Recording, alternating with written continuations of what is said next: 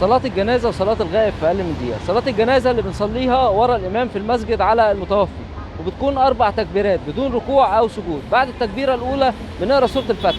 بعد التكبيرة الثانية الصلاة الإبراهيمية أو النص الثاني من التشهد بنقول اللهم صل وسلم على سيدنا محمد كما صليت على سيدنا إبراهيم وعلى آل سيدنا إبراهيم، وبارك على سيدنا محمد وعلى آل سيدنا محمد كما باركت على سيدنا إبراهيم وعلى آل سيدنا إبراهيم في العالمين إنك حميد مجيد.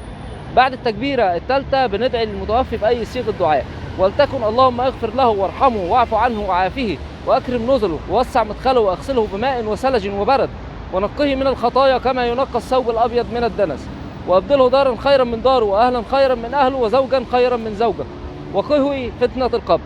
بعد التكبيرة الرابعة بندعي لنفسنا وللمسلمين، مثلا ممكن نقول اللهم لا تحرمنا اجره ولا تفتنا بعده واغفر لنا ولهم. بعد كده الامام بيسلم وبنسلم وراه، ودي صلاة الجنازة.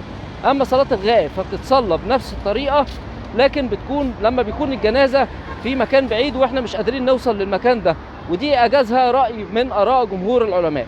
الفيديو ده صدقة جارية على روح المرحوم احمد ابراهيم نصار. نسألكم الدعاء والفتح.